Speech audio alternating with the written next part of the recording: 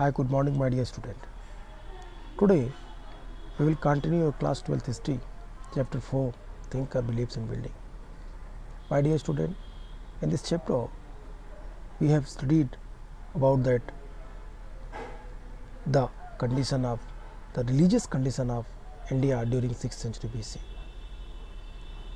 As you know that the chapter title is Thinker, Beliefs and Building from 6th century BC to 6th century AD. No doubt to say that it is a very vast period.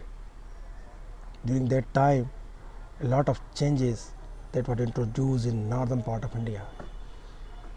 My dear, if you have remember my previous class where I was discuss this point, my dear friends, as you know that the time period was very crucial. During that time, a lot of changes that were introduced in India. The religious changes especially. There were 64 sects that was emerged during that time. My dear, we had studied in our last class about the background and the sacrifices and debate, where we see that the time 6th century BC was the social reform period. It was social reform not happened in only Indian continent, but also it happened throughout whole worldwide level. There is no need to explain about the other teachers because I have discussed it, the different time in my class, and we also discuss sacrificial traditions and new questions.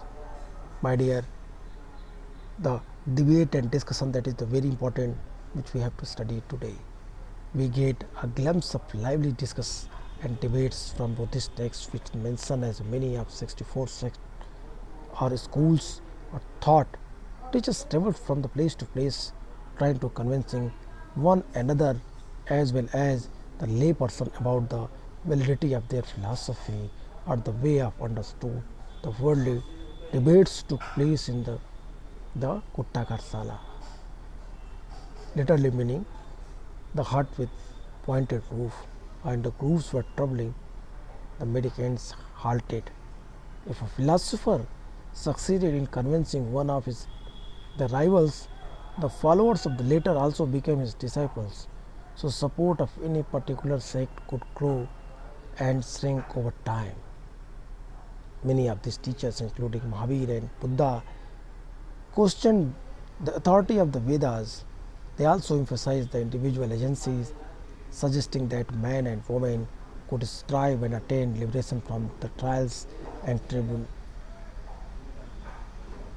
My dear, the worldly existence. This was in marked contrast to the Brahmanical position, wherein, as we have seen, and the individual's existence we thought to be determined by his or her birth in a specific caste or gender. My dear, Buddhism और Jainism ने जो क्रांति लाई समाज में, उसका एक बड़ा बदलाव हमें यहाँ दिखाई देता है. और ये चीज़ें एकदम स्पष्ट होती हैं जब जब नए प्रकार की क्रांतियों का उल्लेख हमें, नए प्रकार की धार्मिक क्रांतियों का उल्लेख हमें स्पष्ट रूप से दिखाई देने लगता है. हमने आपसे कुछ चीज़ों पे चर्चाएं की. हमने आपसे कहा कि समकालीन बौद्ध ग्रंथ में जो 64 संप्रदायों या चिंतन परंपराओं का उल्लेख हमें मिलता है, इसमें हमें जीवन चर्चाओं और विवादों की एक झांकी मिलती है. शिक्षक एक जगह से दूसरी जगह घूम घूम कर अपने दर्शन या विश्व के विषय में अपनी समझ को लेकर एक दूसरे से सामान्य लोगों से तर्क वितर्क किया करते थे. ये चर्चाएं कुट्टागार शालाओं, नुकीली छत वाली झोपड़ी या ऐसे उपवनों में होती थी जहाँ घुमक्कड़ मनीषी ठहरा करते थे. यदि एक शिक्षक अपने प्रतिद्वंदी को अपने तर्कों से समझा लेता था तो वो अपने अनुयायियों के साथ उसके शिष्य बन जाता था. इसीलिए किसी भी संप्रदाय के लिए समर्थन समय के साथ बढ़ता और घटता रहता था. जब कोई भी प्रतिद्वंदी अपने प्रतिद्वंदी से शास्त्रार्थ में हार जाता था तो वो अपने शिष्यों के साथ उस टीचर का शिष्य बन जाता था जिससे वो हारता था. इस तरह से संघ की संख्या में धीरे धीरे उतार और चढ़ाव में दिखाई देता है. सबसे महत्वपूर्ण बात यह है कि इसमें से कई शिक्षक जिसमें महावीर और बुद्ध शामिल हैं, वेदों के प्रभुत्व पर प्रश्न उठाते थे। उन्होंने यह भी माना कि जीवन के दुख से मुक्ति का प्रयास हर व्यक्ति स्वयं कर सकता है। यह समय ब्राह्मणवाद से बिल्कुल भिन्न थी। जैसा कि हमने देखा, ब्राह्मणवाद ये मानता था कि किसी व्यक्ति का अस्तित्व उसकी जाति और लिंग से निर्धारित होती है, जो कि जैनिज्म और बौद्धिज्म ने पूरी तरीके से नकार दिया। वर्सेस फ्रॉम द उपनिषद से कुछ लाइनें यहाँ डिस्कस की गई हैं। Here are two verses from the Chandogya Upanishad, a text composed in Sanskrit 6th century BC. The nature of the self or mind within the heart is smaller than the paddy or barley or the mustard or millet or the kernel of seeds of millets. This self of mind within the heart is greater than the earth, greater than his intermediate space, greater than heaven, greater than these worlds. मेरी ये आत्मा धान या जौ या सरसों या बाजरे के बीज से गिरी हुई उनके बीज से भी छोटी है।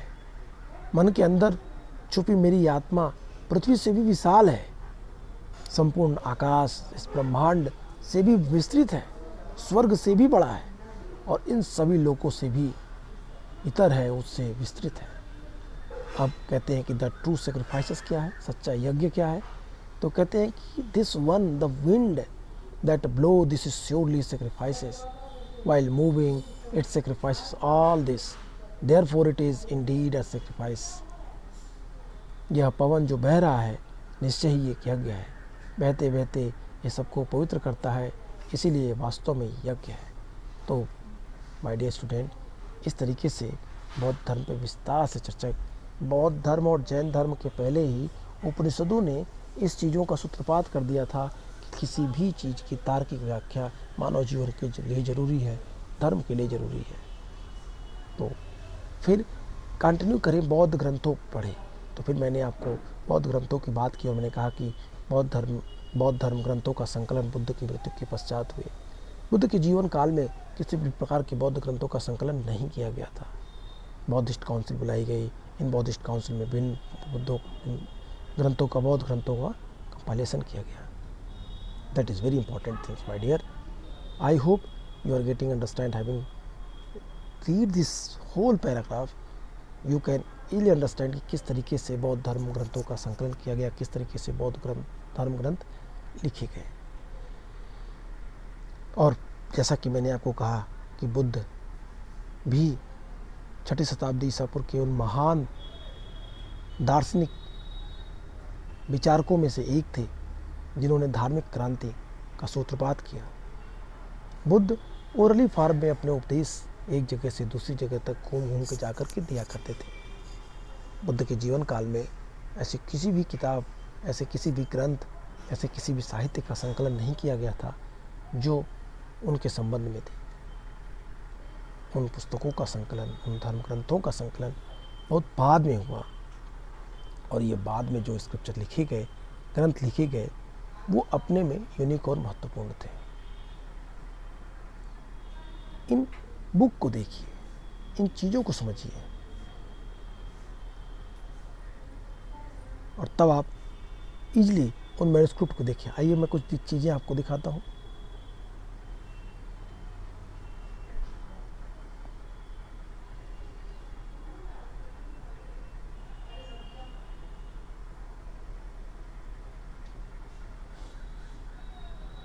ये मैन्युस्क्रिप्ट फॉर्म में है, बौद्धिस्ट मैन्युस्क्रिप्ट है संस्कृत में 12th सेंचुरी का, यद्यपि बहुत बाद का है, लेकिन देखिए किस तरीके से ये लोग मठों में, धार्मिक जगहों पे, मंदिरों के संग्रहालयों में, लाइब्रेरी में इनको संरक्षित रखते थे।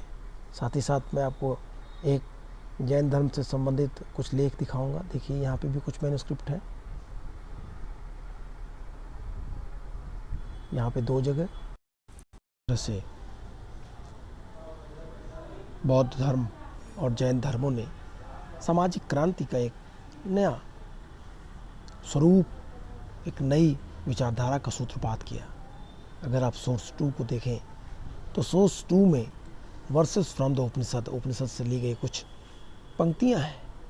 यहाँ पर संस्कृत भाषा में रचित लगभग 6ठी शताब्दी ईसा पूर्व के छांदोग्य उपनिषद से 2 श्लोक दिए गए। छांदोग्य उपनिषद जिसमें कुछ बातें कही गई हैं, the nature of the self. Here are 2 verses from the Chandogya Upanishad, a text composed by in Sanskrit 6th century BC. The nature of the self. This self of mine within the heart is similar than paddy or barley or mustard or millet or the kernel of seeds of millets. This self of mine within the heart is greater than the earth, greater than the intermediate space, greater than the heaven, greater than these worlds. मेरी the nature of the self, आत्मा की प्रकृति क्या है, इस पे छांदोग्य उपनिषद कहता है कि मेरी ये आत्मा धान या जौ या सरसों या बाजरे की बीज की गिरी हुई जो बीज है उससे भी छोटी है। मन के अंदर छुपी मेरी ये आत्मा पृथ्वी से भी विशाल है, क्षितिज है, विस्तृत है, स्वर्ग से भी बड़ी है और इन सभी श्लोकों से भी बड़ी है। मतलब इन सारे पॉइंट्स को लेकर के अगर उसकी व्याख्या करें तो कहता है कि एकदम एक विचित्र प्रकार की आत्मा जिसका कोई अस्तित्व नहीं, ये बीज में अंदर जो उसके आंतरिक बीज पत्र हैं उनसे भी छोटी है और ये ब्रह्मांड से बड़ी है, पृथ्वी से बड़ी है। कहता है ये विशाल से विशालतम है और सूक्ष्म से सूक्ष्मतम है। अब सच्चा यज्ञ क्या है, द ट्रू सेक्रीफाइस क्या है? This one the wind that blows, this is surely a sacrifice while moving, it's scientific all this, therefore it is indeed a sacrifice. यह पवन जो बह रहा है, यह हवा जो बह रही है, निश्चय ही एक यज्ञ है। बहते बहते यह सबको पवित्र करता है, इसलिए यह वास्तव में यज्ञ है। इस तरह की विचारधाराओं का सूत्रपात उपनिषदों में हुआ और उपनिषदों ने इन चीज़ों को, इन बातों को लोगों को सोचने के लिए मजबूर किया कि उन प्राचीनतम जो कर्मकांड हैं उनसे व्यक्ति को बाहर निकलने में किस तरह से मदद मिले। The true sacrifice this one the wind that blows, this surely a sacrifice while moving, its significance all this, therefore it is indeed a sacrifice. अब जरा बौद्धिस्ट टेक्स्ट पे बात कर ले। How Buddhist text were prepared and preserved. The Buddhist, the Buddha and the other teacher taught only through discussion and debate. What we discuss? I told you that Lord Buddha in the every years during rainy season they were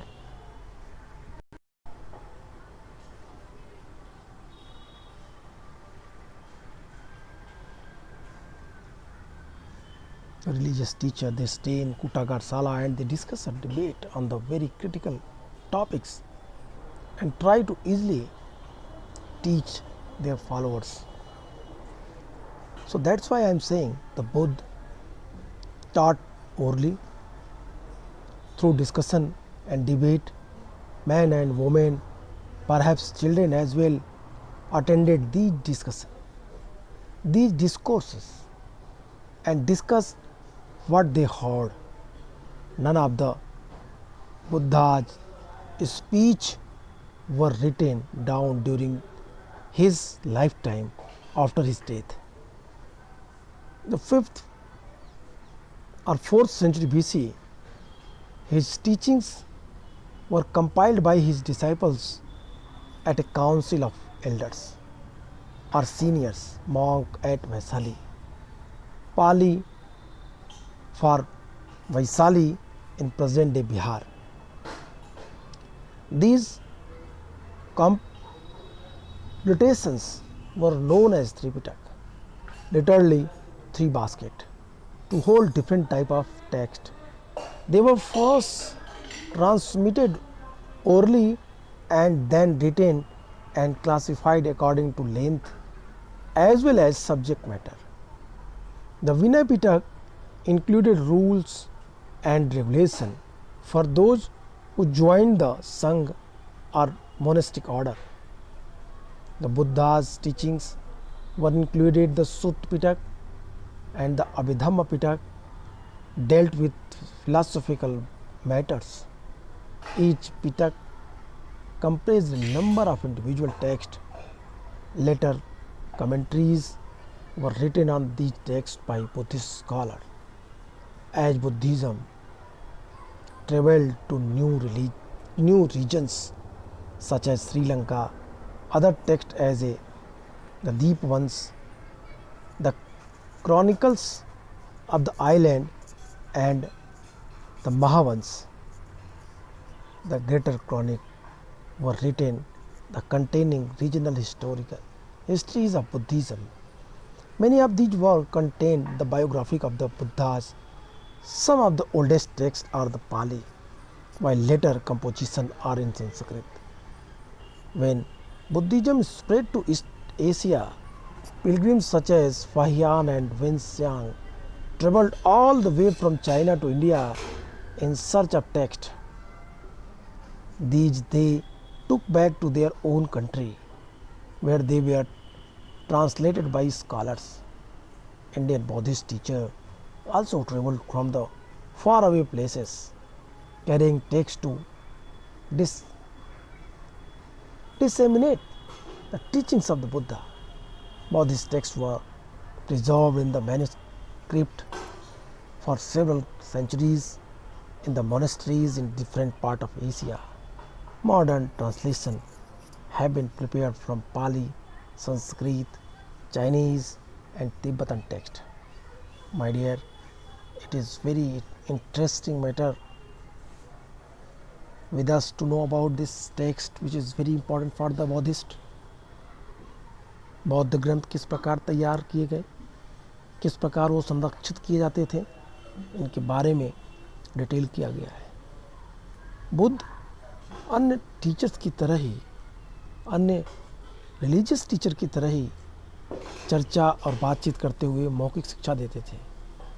महिलाएं और पुरुष, शायद बच्चे भी इन प्रवचनों को सुनते थे और इन पर चर्चा करते थे. बुद्ध के किसी भी संभाषण को, किसी भी उनके लेक्चर को उनके जीवन काल में नहीं लिखा गया था. उनकी मृत्यु के बाद 5th और 4th सेंचुरी BC में उनके शिष्यों ने एक काउंसिल बुलाई और ये काउंसिल जो बिहार स्थित वैशाली पाली भाषा के रूप में थी, सेकेंड बौद्धिस्ट काउंसिल थी, वहाँ पे उनकी शिक्षाओं का संकलन किया गया. इन संग्रहों को त्रिपिटक शब्दार्थ में देखें तो भिन्न प्रकार के रखने वाले 3 टोकरियाँ कहा जाता था. पहले उन्हें मौखिक रूप से संप्रेषित किया जाता था, बाद में लिखकर विषय और लंबाई के अनुसार वर्गीकरण किया जाता था और इस प्रकार उनको अलग अलग पार्ट में बांटा गया. विनय पिटक क्या था? विनय पिटक में संघ या बौद्ध मठों में रहने वाले लोगों के लिए नियम बनाने जो गए थे उन्हीं का संग्रह किया गया था. इसका मतलब बौद्ध धर्म में जो लोग संघ में थे, संघ में रहने वाले लोगों के लिए कुछ नियम और कानून बने थे. उन नियम और कानून बौद्ध धर्म के लिए महत्वपूर्ण थे और ये चीज़ें सबसे महत्वपूर्ण थी नए नए बौद्धिस्ट मॉन्क के लिए.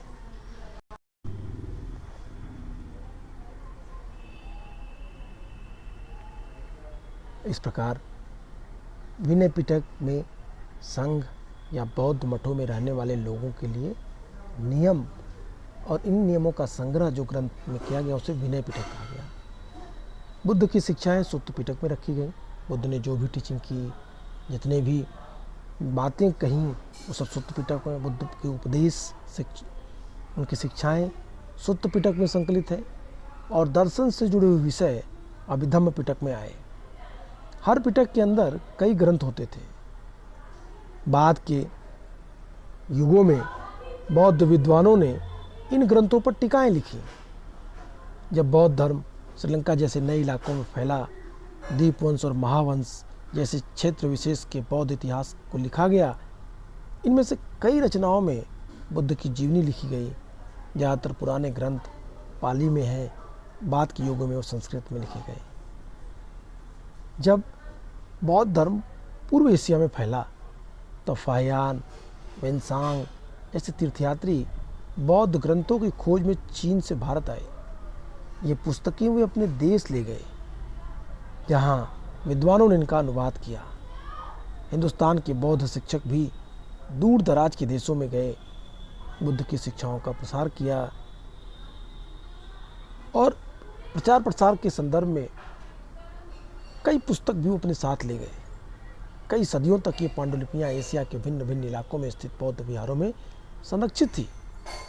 पाली, संस्कृत, चीनी और तिब्बती भाषाओं में लिखे गए इन ग्रंथों का आधुनिक अनुवाद तैयार किए गए।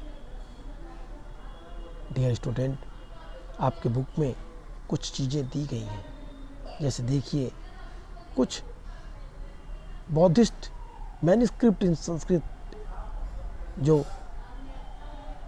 आपको मैन्युस्क्रिप्ट है यहाँ पे देखिए, यहाँ पे कुछ दिखाया गया है। ये मैन्युस्क्रिप्ट तभी तैयार किए गए थे उसी समय के। तो इस प्रकार इन मैन्युस्क्रिप्ट की देखिए, बौद्धिस्ट मैन्युस्क्रिप्ट इन संस्कृत 12th सेंचुरी, हालांकि 12वीं सदी की है, लेकिन इस तरह के मैन्युस्क्रिप्ट को लिखा गया भारत के बाहर, भारत के उन क्षेत्रों में जहाँ पे इनका ये बौद्ध विद्वान अपने साथ ले गए। इन पुस्तकों को ट्रांसलेट किया गया भिन्न भिन्न भाषाओं में, और ये संग्रहित फॉर्म में बौद्ध संघों में, बौद्ध मठों में आज भी संरक्षित है। और ये बौद्ध इतिहास को बताने के लिए, बौद्ध फिलॉसफी को बताने के लिए महत्वपूर्ण है। तो इस प्रकार my dear, that is the very good way to understand the Pitaka. इन सारी चीज़ों के बारे में हम विस्तार से पढ़ेंगे जब मैं आपको उसके बारे में बताऊंगा कि किस तरीके से बौद्धिस्ट काउंसिल हुई, बौद्धिस्ट काउंसिल के बाद किस तरह से इन ग्रंथों का संकलन हुआ, और फिर किस तरीके से बुद्ध के इन ग्रंथों का प्रचार प्रसार हुआ। इन सारी चीज़ों पे जो हम सेपरेट पार्ट में हम पढ़ेंगे तो मैं इनको आपको अलग से बताऊँगा। लेकिन इन चीज़ों से एक बात क्लियर हुई कि बुद्ध के जो ग्रंथ हैं, बुद्ध की मृत्यु के पश्चात, गौतम बुद्ध की मृत्यु के पश्चात, उनके महापरिनिर्वाण के पश्चात संकलित किए गए। बौद्ध धर्म में 4 बौद्धिस्ट काउंसिल हुई। First Buddhist council, second Buddhist council, third Buddhist council और fourth Buddhist council. First Buddhist council Rajgiri में हुई, राजगिरी के सप्तपर्णी गुफा में हुई। ये बुद्ध के मरने के तुरंत बाद हुई। सेकेंड बौद्धिस्ट काउंसिल वैशाली में हुई। फर्स्ट बौद्धिस्ट काउंसिल अजातशत्रु के समय हुई थी। सेकेंड बौद्धिस्ट काउंसिल कालाशोक के समय हुई। थर्ड बौद्धिस्ट काउंसिल जो 251 BC में हुई अशोक के समय, और फोर्थ बौद्धिस्ट काउंसिल का आयोजन कनिष्क के समय किया गया, 1st सेंचुरी AD में। तो इन चारों बौद्धिस्ट काउंसिल में बौद्ध टेक्स्ट को संरक्षित करने का प्रयास किया गया, बौद्ध ग्रंथों को सुरक्षित रखने का प्रयास किया गया। और ये ग्रंथ इसलिए भी महत्वपूर्ण थे क्योंकि इसी ग्रंथों के माध्यम से हमें बौद्ध इतिहास के बारे में जानकारी मिलती है। बौद्ध की उस समय के जो व्यवस्थाएं संघों में चल रही थी, वो जो व्यवस्थाएं जो बौद्धिस्ट मॉन्क को फॉलो करना पड़ता था, उन सभी बातों को एक संकलित फॉर्म में, एक किताब फॉर्म में रखा गया। तो ये सबसे महत्वपूर्ण बात थी, ये सबसे यूनिक बात थी। So my dear, I hope कि आप लोग इन चीज़ों के आधार पे, इन टेक्स्ट के आधार पे आसानी से इन बातों को समझ सकते हैं, किस तरीके से बौद्ध धर्म, बौद्ध ग्रंथ में इन चीज़ों को कंपाइल किया गया। तो अब हम कंपैरेटिवली बुद्धिज़्म और जैनिज़्म को पढ़ेंगे। आइए पहले थोड़े से पार्ट में देखते हैं कि महावीर स्वामी के बारे में। Mahavir Swami, beyond worldly pleasure the message of Mahavir, the worldly pleasure the message of Mahavir. The basic philosophy of the Jain was already in the existence in North India before the birth of Vardhaman, who came to be known as Mahavira in the 6th century BC. According to Jain tradition, Mahabir was preceded by 23rd teacher or Tirthankars, literally those who guide men and women across the river of existence. The most important idea in Jainism is that the entire world is animated. Even stone, rock, and water have life. Non injury to living beings, especially to human, animal, plants, and insects, is centrally to Jain philosophy. In fact, the principles of ahimsa emphasized within the Jainism has left its mark on Indian thinking as a whole. According to Jain teachings, the cycle of birth and rebirth is shaped through karma, asceticism, and the penance are required to free oneself from the cycle of karma. This can be achieved only by renouncing the world. Therefore, monastic existence is necessarily condition of the salvation. Jain monk and nun took 5 vows to abstain from killing, stealing, and laying, to observe celibacy, and to abstain from the possessing property. My dear, Jain धर्म की teaching के आधार पे यदि आप देखें तो जैन धर्म ने सबसे पहले ये बताया कि पूरी दुनिया किस तरीके से क्या है। कहते हैं जैन धर्म वर्ल्ड इज ट्रांसिएंट, कहते हैं कि एवरी वर्ड सभी के पास क्या है, सब में ज्ञान है। लौकिक सुखों से आगे महावीर का जो संदेश था, जैन के मूल सिद्धांत 6ठी शताब्दी ईसा पूर्व में वर्धमान महावीर के जन्म से पहले ही भारत में प्रचलित हो चुके थे। जैन परंपरा के अनुसार महावीर से पहले 23rd टीचर हो चुके थे। उन्हें तीर्थंकर कहा जाता था। तीर्थंकर की मीनिंग क्या है? तीर्थंकर का अर्थ हुआ कि महापुरुष जो पुरुष और महिलाओं को जीवन की नदी के पार पहुंचाते हैं। संसार सागर रूपी नदी से पार उतारने वाला व्यक्ति तीर्थंकर कहलाता था। जैन दर्शन की सबसे महत्वपूर्ण अवधारणा यह है कि संपूर्ण विश्व प्राणवान है, सब में जीवन है। ये माना जाता है पत्थर में, चट्टान में, जल में भी जीवन होता है और जीवों के प्रति अहिंसा, खासकर इंसानों, जानवरों, पेड़ पौधों और कीड़े मकोड़ों को न मारना जैसे जैन दर्शन का केंद्र बिंदु है। वस्तुतः जैन अहिंसा के सिद्धांतों ने संपूर्ण भारतीय चिंतन परंपरा को प्रभावित किया। जैन मान्यता के अनुसार जन्म और पुनर्जन्म का चक्र कर्म के द्वारा निर्धारित होता है। कर्म के चक्र से मुक्ति के लिए त्याग और तपस्या की जरूरत होती है। यह संसार के त्याग से यह संभव हो पाता है। इसलिए मुक्ति के लिए विहारों में निवास करना एक अनिवार्य नियम बन गया। जैन साधु और साध्वी 5 व्रत रखते थे। हत्या न करना, अहिंसा, चोरी न करना, झूठ न बोलना, ब्रह्मचर्य और धन संग्रह न करना, सत्य, अहिंसा, अस्तेय और अपरिग्रह। सत्य, अहिंसा, अस्तेय और अपरिग्रह। महावीर स्वामी ने इसमें चौथा 5वां जो व्रत जोड़ा, 5th वो सेलिबेसी को उन्होंने जोड़ा। जैन धर्म का विस्तार कैसे हुआ, जैन धर्म का प्रसार कैसे हुआ, इन चीज़ों पे यदि आप विस्तार से देखें तो स्प्रेड ऑफ जैनिज्म कहता है gradually Jainism spread to many part of India like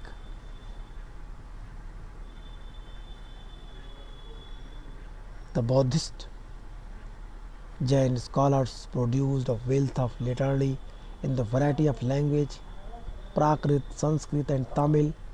For centuries, manuscripts of these texts were carefully preserved in the libraries attached to temples.